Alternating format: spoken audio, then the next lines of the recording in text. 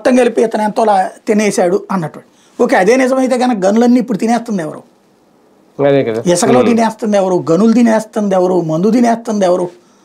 ఎన్ని లక్షల కేసులు పెట్టాలి అప్పుడు బేసిక్గా?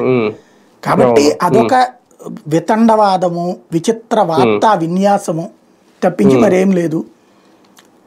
ఇంకోటి పత్రికల వార్తల స్టైల్ కూడా ఇప్పుడు పార్టీకి కార్యకర్తలు ఎలా మాట్లాడాలో వీళ్ళు చెప్తున్నట్టుంది, అంతేగాని వార్తలు రాయడం చచ్చిపోయింది. ఇప్పుడు పార్టీ కార్యకర్త అవతల వాళ్ళతో ఎట్లా ఆర్గ్యూ చేయాలో చెప్తున్నారు వార్తల ద్వారా, వార్తల పేరుతో, వార్తల ద్వారా వార్తల పేరుతో.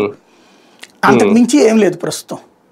అంటే కానీ సీనియర్ నాయకులు అయితే అండర్ గ్రౌండ్కి వెళ్ళి ఉంటున్నారు అనేది వాస్తవం కాదు. బంకర్లు ఏమైనా పెట్టుకున్నారు? అందరూ బయట ఉన్నారా? బంకర్లు ఏమైనా పెట్టుకున్నారు ఏంటి వాళ్ళ ఇళ్లలో?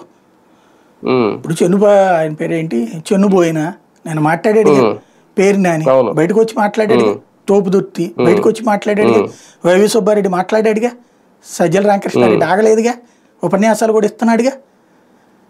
కరుణాకర్ రెడ్డి మాట్లాడడం మానేశాడా? చెవిరెడ్డి ఆగిపోయాడా? మోహిత్ రెడ్డి మొన్న కూడా ప్రెస్ మీట్లు పెట్టాడుగా. దాడిశెట్టి రాజా నిలబడ్డాడుగా. బొత్స సత్యనారాయణ రోజు మాట్లాడుతూనే ఉన్నాడుగా. ఎవరు ఆగుతున్నారు అక్కడ? ఇంకా మొదట్లో కొంత కంగారు పడ్డారు, వెనక ముందు ఆలోచించుకున్నారు.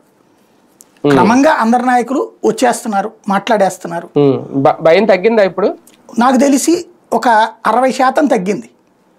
అందుకనే మళ్ళీ వీళ్ళని అరెస్టులు చేయించే ప్రయత్నం ప్రారంభమైంది. అరెస్ట్ చేస్తే భయపడతారు అన్నటువంటి ఇది అన్నమాట.